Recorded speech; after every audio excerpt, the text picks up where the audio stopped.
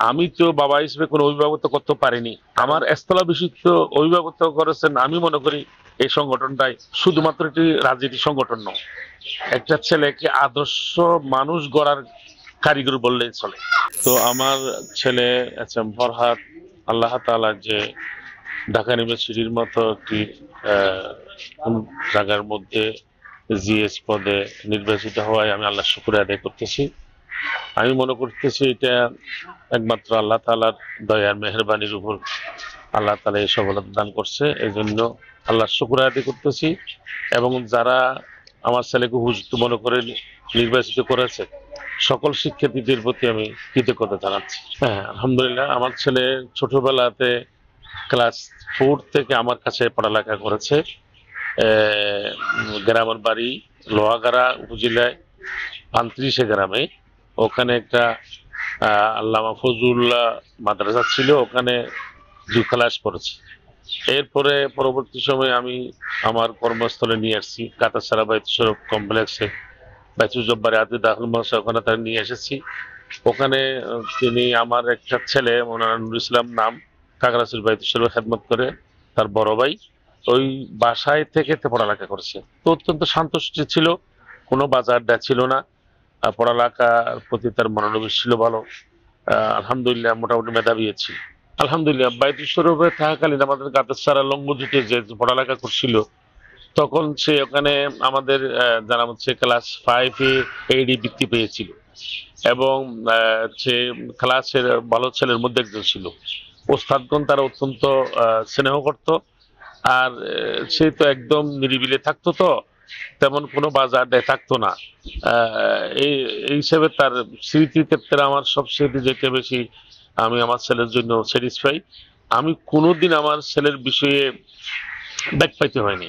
তার কোনো আলাদা কোনো দাবি দাওয়া ছিল না, চাহিদা ছিল না। মোটামুটি সে সরল সোজাই তার জীবন কেটেছে। আমাদের লংবদুতে সে পড়ালেখা করার পরে, দাখিল পাস করার পরে সে তাকে আমি একটা কোচিং সেন্টার ভর্তি করে Khagrachhari English English boys coaching.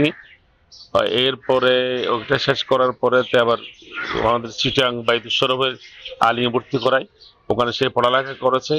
এ ফাঁকে তাকে আমি ইয়াতে বদরার দারুল মারিম মাদ্রাসাতে ওখানে তার স্পেশাল কিছু যোগ্যতা অর্জন করার জন্য ওখানে ভর্তি করেছি। ওখানে সে পড়ালেখা করে অত্যন্ত মেধার স্থান অর্জন করেছিল। এর পরবর্তী সময়ে কোচিং এ ভর্তি করা হয়েছে চট্টগ্রামে। কোচিং তে অত্যন্ত ভালো পারফরমেন্স করছে, এখন পড়ালেখা করছে। এই তার পড়ালেখার তদারকির ক্ষেত্রে আমার গাতাসারা বাইতুল শরীফ প্রাক্তন ছাত্র যারা ইউনিভার্সিটি লেভেলে ছিল, উচ্চতর লেখাপড়া করছে, তারাই তার পিছনে তারা নার্সিং করার ক্ষেত্রে যথেষ্ট ভূমিকা রেখেছে। ইউনিভার্সিটি যাওয়ার পরে আলহামদুলিল্লাহ একটা আদর্শ সংগঠনের আদর্শ বন্ধুদের সাথে থেকে তার পড়ালেখার মান যথাযথভাবে তার সোশ্যাল ওয়েলফেয়ার সাবজেক্টে যে সাবজেক্টে পড়ালেখা করছিল তার মেধা স্থানে সবসময় 2 বা 3-এর মধ্যে থাকতো। তো এই পড়ালেখার অগ্রগতি, তার সুন্দর উন্নতির ক্ষেত্রে আহ, একটা কথা না বললে হয় না, সৎসঙ্গে স্বর্গবাস, অসৎসঙ্গে সর্বনাশ। এই জন্য একটা আদর্শ সংগঠন, ছাত্র শিবিরের মতো একটা আদর্শ সংগঠনের সমাজে থাকার কারণে আমি মনে করি আমার ছেলেটি তার কোয়ালিটি কোয়ান্টিটি পূর্ণ তার যোগ্যতা নিয়ে যেমন নেতৃত্বের গুণাবলী তেমন পড়ালেখার গুণাবলী থেকে গড়ে উঠছে। এটা আল্লাহ তাআলার অশেষ দয়ার মেহেরবানি। আমি তো বাবা হিসেবে কোনো অভিভাবকত্ব করতে পারিনি, কারণ ঢাকা শহরে পড়ালেখা করলে অভিভাবকত্বর খুবই প্রয়োজন, না ছেলেগুলো নষ্ট হয়ে যায়।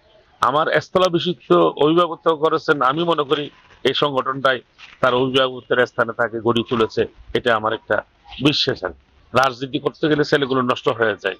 আমি দেখলাম এই পর্যন্ত যা দেখেছি, বাংলাদেশ ইসলামী ছাত্র শিবির শুধুমাত্র একটি রাজনীতি সংগঠন নয়, একটা ছেলেকে আদর্শ মানুষ গড়ার কারিগর বললেই চলে। যেমন পড়ালেখা, যেমন আদর্শ, যেমন যোগ্যতা, একটা অভিভাবক দ্বারা এত কিছু করা সম্ভব না।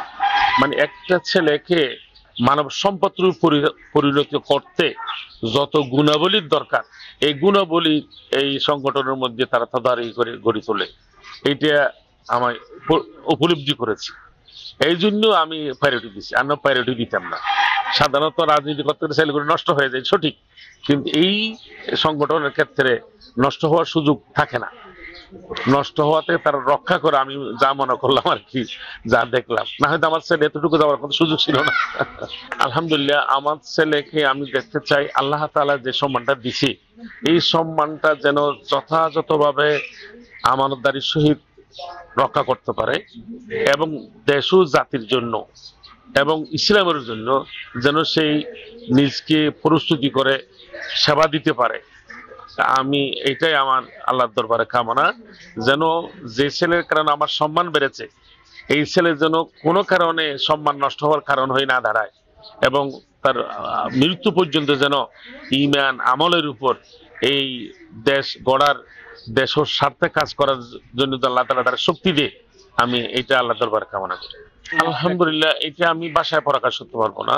আমার বন্ধু মহল, আমার ছাত্ররা, শিক্ষকরা যারা জানে, ডাকসু নির্বাচনের শুরু থেকে এমন কোনো ব্যক্তি নেই যারা রোজা রাখে নাই, নফল নামাজ পড়ে নাই, তাহাজ্জুদ পড়ে নাই, খতম কোরআন পড়ে নাই, তার জন্য কান্নাকারি করে করে দোয়া করছে আল্লাহ তাআলা যেন তার সফলতার মুখ আল্লাহ তাআলা দান করে। সবাই আন্তরিকভাবে দোয়া করেছে, সবার দোয়ার কারণে আল্লাহ তাআলা এই সফলতা দান করেছে বলে আমি বিশ্বাস করি। আলহামদুলিল্লাহ, তার মা তো অত্যন্ত সরল চোরা, অত্যন্ত বিনয়ী, অত্যন্ত পরহেজগার। মায়ের তো শুকরের শেষ নাই, খুশি।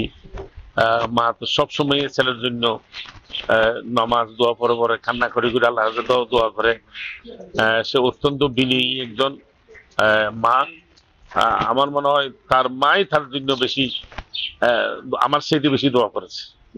এখন এটা আসলে কথা বলছে যে ছেলে যখন বড় হয়ে যায়, ছেলে যদি মিসুট হয়ে যায়, অধিকাংশ ক্ষেত্রে ছেলেদের সিদ্ধান্তের প্রতি মা বাবাকে ছেড়ে দিতে হয়।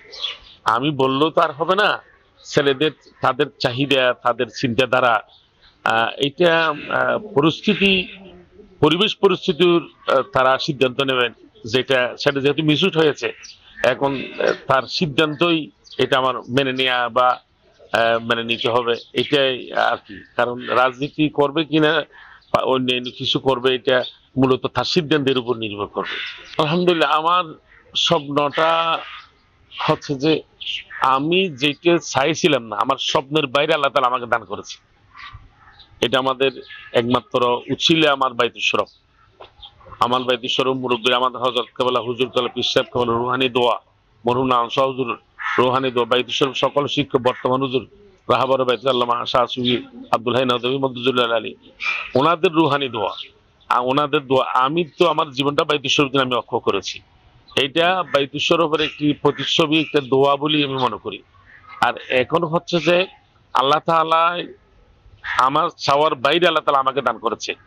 বাকি বাকি যা কিছু হবে এটা আল্লাহই ফয়সালা করবে, আমার ছেলে কোন গতিতে যাবে, বা আল্লাহ আমার ছেলে কি জন্য তার ভবিষ্যৎ, তার হায়াত কিভাবে কাটাবে, এটা আমি আল্লাহর উপর সুবর্দ করে দেব।